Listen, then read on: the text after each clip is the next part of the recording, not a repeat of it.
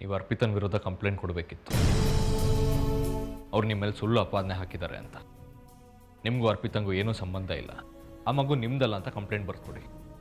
ಬೇಡ ಕಣೋ, ಕಂಪ್ಲೇಂಟ್ ಕೊಟ್ಟರೆ ದೊಡ್ಡ ಇಶ್ಯೂ ಆಗುತ್ತೆ. ನಾಳೆ ಮೀಡಿಯಾದವ್ರು ಬರ್ತಾರೆ. ಇರೋ ಅಲ್ಪ ಸ್ವಲ್ಪ ಮರ್ಯಾದೆನ ತೆಗಿಬೇಕು ಅಂತಿದ್ಯಾ? ನೀವು ಸುಳ್ಳು ಅಂತ ಸಾಬೀತು ಮಾಡಬೇಕಾಗಿರೋದು ಜನರಿಗಲ್ಲ, ನಮಗೆ, ಅದರಲ್ಲೂ ನನಗೆ. ಏನು? ನಿನಗೆ ನಾನು ಅದು ಸುಳ್ಳು ಅಂತ ನಿರೂಪಿಸ್ಬೇಕಾ? ಅಂದ್ರೆ ನಿನಗೆ ನನ್ನ ಮೇಲೆ ಅನುಮಾನ ಇದೆಯಾ? ನನಗೊಬ್ಬನಿಗೆ ಅಲ್ಲ ಡ್ಯಾಡ್, ಎಲ್ರಿಗೂ ಅನುಮಾನ ಇದೆ. ಅರ್ಪಿತಾ ಆಂಟಿ ಇಷ್ಟು ದಿನ ನಮ್ಮನೇಲಿದ್ದವರು, ಅವ್ರಿಗೆ ಆಶ್ರಯ ಕೊಟ್ಟು ಅನ್ನ ಕೊಟ್ಟು ನೋಡ್ಕೊಂಡಿದ್ದೀವಿ. ಅವರು ದ್ವೇಷ ಸಾಧಿಸ್ಬೇಕು ಅಂದರೆ ಅದರ ಹಿಂದೆ ಒಂದು ಬಲವಾದ ಕಾರಣ ಇರಬೇಕಲ್ವಾ? ಇಷ್ಟು ದಿನ ಕೃತಜ್ಞತೆಯಿಂದ ಇದ್ದವರು ಸಡನ್ನಾಗಿ ಕನ್ನಿಂಗ್ ಆಗಿದ್ದಾರೆ ಅಂದರೆ ಈ ಥರ ಯೋಚನೆಗಳು ಅವ್ರಿಗೆ ಹೇಗೆ ಹುಟ್ಟುತ್ತೆ? ಸಾಕು, ಸುಮ್ಮನಿರೋ. ನಿನ್ನ ಬಾಯಲ್ಲಿ ಇಂಥ ಮಾತು ಕೇಳೋದಕ್ಕೆ ನಾಚಿಕೆ ಆಗ್ತಿದೆ. ಇಷ್ಟೇ ನಾನು ನಂಬಿಕೆ ಇರೋದು ನಿಂಗೆ ನನ್ನ ಮೇಲೆ? ಹಾಗಂದ ಮೇಲೆ ಆ ಮಗು ತಂದೆ ಸ್ಥಾನದಲ್ಲಿ ನೀವ್ಯಾಕೆ ಸೈನ್ ಹಾಕಿದ್ರಿ? ಅದರಿಂದ ನಮಗೆ ದ್ರೋಹ ಮಾಡ್ದಂಗೆ ಆಗ್ಲಿಲ್ವಾ? ಅದು ಅನುಕಂಪದಿಂದ ಮಾಡಿದ ಕೆಲಸ ಕಣೋ. ಆ ಅರ್ಪಿತಂಗೆ ಯಾವನೋ ಪ್ರೀತಿಸಿ ಅವಳಿಗೆ ಮೋಸ ಮಾಡಿ ಕೈಗೆ ಮಗು ಕೊಟ್ಟು ಹೋಗಿದ್ದ. ಆ ಮಗು ಬೆಳೆದು ಅದನ್ನು ಸ್ಕೂಲಿಗೆ ಸೇರಿಸ್ಬೇಕಾದ್ರೆ ತಂದೆ ಹೆಸರು ಸೈನ್ ಹಾಕಬೇಕು ಅಂತ ಹೇಳಿದ್ಲು. ಆಗ ಅವನು ಬೇಡ ನೀವೇ ಹಾಕಬೇಕು ಅಂತ ನನ್ನನ್ನು ಕಾಲು ಹಿಡಿದು ಬೇಡ್ಕೊಂಡ್ಳು. ಅನುಕಂಪದ ಮೇಲೆ ನಾನು ಅವಳು ಸೈನ್ ಹಾಕಿದ್ದು ಅಷ್ಟೇ, ಬೇರೆ ಏನೂ ಇಲ್ಲ ಕಣೋ, ನಂಬು. ಅರ್ಪಿತ್ ಅವ್ರು ನಮ್ಮ ಮನೆಗೆ ಬಂದಿದ್ದು, ನಿಮ್ಮ ಹಿಂದೆ ಮುಂದೆ ಸುತ್ತಾಡಿದ್ದು, ನಮಗೆ ತುತ್ತು ಕೊಟ್ಟು ಪ್ರೀತಿಯಿಂದ ಬೆಳೆಸಿದ್ದು. ಇದನ್ನೆಲ್ಲ ಈಗ ನೆನೆಸ್ಕೊಳ್ತಾ ಇದ್ರೆ ಈ ಮನೆಗೆ ಅವ್ರು ಬರೀ ಕೆಲಸದವ್ರು ಆಗಿರಲಿಲ್ಲ. ಅದಕ್ಕಿಂತ ಹೆಚ್ಚಾಗಿ ನೀವು ಅವ್ರಿಗೇನೋ ಕೊಟ್ಟಿದ್ದೀರ, ಅದಕ್ಕೆ ಅವ್ರು ಈ ರೀತಿ ನಡ್ಕೊಳ್ತಿರೋದು. ಸಾಕು ನಿಲ್ಸೋ ನಿನ್ನ ಮಾತು.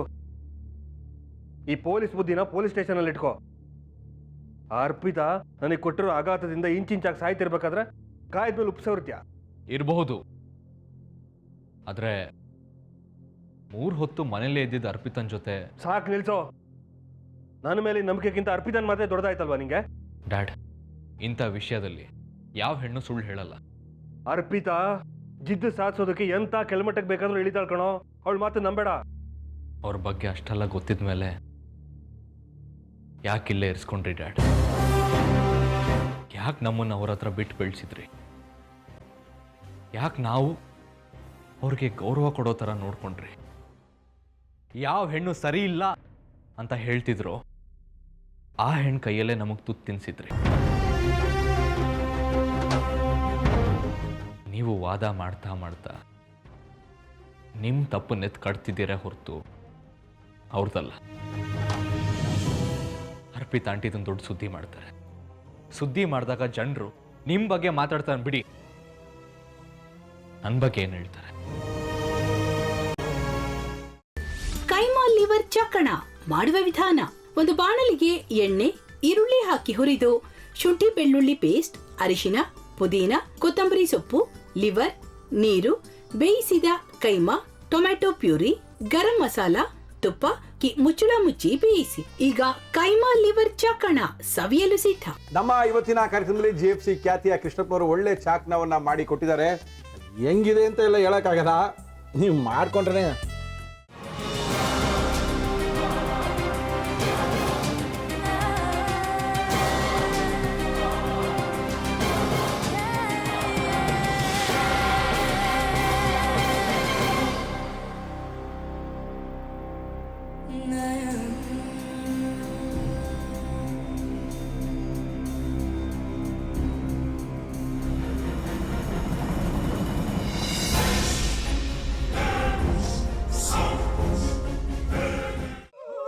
ಚಟ್ಟಿ ತಕೊಳಕ್ ಬಂದವ್ರನ್ನ ಸುಮ್ಮನೆ ಬಿಡಲ್ಲ, ರೂಮ್ ಕರ್ಕೊಂಡೋಗಿ ಸಾಯಿಸ್ಬಿಡ್ತದೆ. ರೂಮಿಗೆ ಕರ್ಕೊಂಡೋಗಿ ಯಾಕೆ ಸಾಯಿಸ್ತಾಳೆ? ಯಾಕಂದ್ರೆ ಅದು ಅವಳು ಪ್ರಿಯಕರನ್ ಸಾಯಿಸಿದ ಜಾಗ, ಅದಕ್ಕೆ ಅಲ್ಲಿಗೆ ಕರ್ಕೊಂಡೋಗಿ ಸಾಯಿಸ್ಬಿಡ್ತದೆ. ಈ ಮನೇಲಿ ದೆವ್ವ ಇದೆ ಅಂತ ಭಾಸ್ಕರ್ ಅವ್ರು ನನ್ಗೆ ಹೇಳೇ ಇಲ್ಲ. ಅವ್ರ ಹಟ್ಟಿಲಿ ವಾಸ ಆಗಿದ್ರೆ ತಾನೇ ಹೇಳಕ.